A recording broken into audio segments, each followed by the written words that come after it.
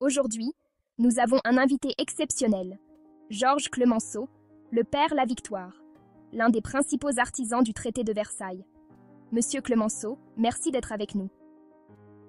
Pour commencer, pourriez-vous vous présenter à nos spectateurs qui ne vous connaissent pas en détail? Bien sûr, mademoiselle. Je suis Georges Clemenceau, surnommé le Tigre. J'ai été Premier ministre de la France pendant la Première Guerre mondiale. J'ai guidé notre pays vers la victoire contre l'Allemagne et j'ai ensuite présidé la conférence de paix de Paris en 1919 où nous avons négocié le traité de Versailles. Mon objectif était simple, garantir la sécurité de la France en imposant à l'Allemagne des conditions justes mais strictes. Le traité de Versailles a été signé après une guerre qui a dévasté l'Europe. Pourquoi avoir choisi Versailles comme lieu de cette conférence de paix? Était-ce un choix symbolique? Absolument. Versailles a une signification historique forte pour la France et pour l'Allemagne. En 1871, c'est ici que les Allemands ont proclamé l'Empire allemand après avoir défait la France. Ce choix de Versailles, cette fois, c'était notre manière de montrer que les rôles avaient été inversés. La France retrouvait sa dignité et nous imposions la paix aux Allemands. Les négociations avec Woodrow Wilson et David Lloyd George étaient-elles difficiles? On raconte que vos visions différaient considérablement, notamment en ce qui concerne l'avenir de l'Allemagne. Oh, les négociations ont été épiques, croyez-moi. Wilson, avec ses 14 points, voulait établir un ordre mondial pacifique avec sa Société des Nations. Il rêvait d'un monde sans guerre, mais moi je pensais avant tout à protéger la France. Lloyd George, lui, était un peu entre deux feux. Il ne voulait pas non plus écraser l'Allemagne pour éviter qu'elle ne s'effondre complètement. Mais nos divergences nous ont permis de trouver un équilibre.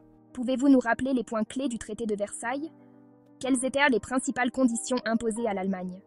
Le traité était très clair. Premièrement, l'Allemagne devait reconnaître sa responsabilité dans la guerre. C'était l'article 231, la fameuse clause de culpabilité. Ensuite, nous avons imposé des réparations économiques considérables pour compenser les destructions qu'ils avaient causées, notamment en France. La Rhénanie devait être démilitarisée pour garantir notre sécurité.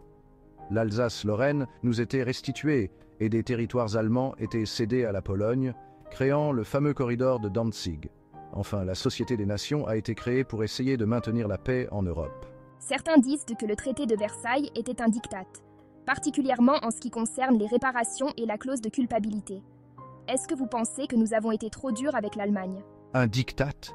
Oui, c'était un diktat. Et c'était bien mérité.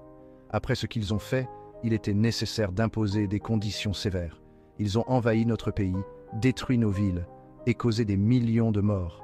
Il fallait leur faire comprendre qu'il y avait des conséquences. Étions-nous trop durs? Peut-être, mais à ce moment-là, nous ne pouvions pas prendre de risques. Et l'Italie dans tout cela? Ils étaient de votre côté, mais se sont sentis lésés par le traité, parlant de victoires mutilées. Pourquoi? L'Italie voulait davantage de gains territoriaux, notamment en Dalmatie, et elle estimait que ses sacrifices pendant la guerre n'avaient pas été suffisamment récompensés. C'était un dilemme, car il fallait aussi respecter les revendications des autres alliés, et nous ne pouvions pas accorder à chacun tout ce qu'il voulait. L'amertume de l'Italie a contribué à l'instabilité politique là-bas, et cela a ouvert la porte à Mussolini et au fascisme. Revenons sur les réparations. Certaines personnes estiment que les demandes de réparation imposées à l'Allemagne ont provoqué leur effondrement économique et en partie la montée du nazisme. Regrettez-vous cette décision? Non, je ne regrette pas. Les Allemands ont mis l'Europe à feu et à sang. Ils devaient payer pour cela. Mais oui, il est vrai que les réparations étaient lourdes. Cependant, je crois que ce n'est pas seulement la faute des réparations si l'Allemagne est tombée dans le chaos. Il y a eu de nombreux autres facteurs, notamment la faiblesse des démocraties européennes dans les années 1930. La Société des Nations, c'était l'un des points chers à Wilson. À l'époque, croyez-vous vraiment qu'une telle organisation internationale pouvait fonctionner? J'étais sceptique. Je ne crois pas que l'on puisse empêcher les guerres simplement avec des traités et des réunions internationales, mais c'était une tentative louable. Nous devions au moins essayer de construire un cadre pour la paix, même si je savais que les ambitions nationales continueraient de dominer.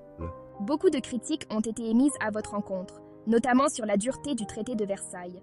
Comment avez-vous réagi à ces accusations? Les critiques sont inévitables, surtout quand on prend des décisions aussi importantes, mais les critiques viennent souvent de ceux qui n'ont pas vécu la guerre dans les tranchées. Je faisais ce que je croyais être le mieux pour la France. Ceux qui m'ont critiqué n'étaient pas sur le front. Ils ne comprenaient pas le prix que nous avions payé. Finalement, Monsieur Clemenceau, croyez-vous que le traité de Versailles a apporté une paix durable, ou bien a-t-il planté les graines d'un autre conflit mondial? Je ne peux pas dire que le traité de Versailles ait apporté une paix durable, mais il était nécessaire à ce moment-là. Il nous a donné quelques années de répit, et c'était déjà une victoire. Mais il est vrai que le monde a changé rapidement après notre départ. Nous avons fait de notre mieux, mais la paix, elle, est fragile et éphémère. Si vous deviez donner un dernier conseil aux générations actuelles, qui font face à leurs propres défis, que diriez-vous? Je dirais que la paix est une construction fragile. Les hommes oublient trop vite les horreurs de la guerre. Il faut toujours se souvenir que la diplomatie et la négociation sont des outils puissants, mais qu'ils ne sont efficaces que si l'on en prend soin. Merci, Monsieur Clemenceau, pour cette discussion fascinante. Nous avons beaucoup appris de vous aujourd'hui. Merci à vous, mademoiselle. Que l'histoire continue d'être un guide pour l'avenir.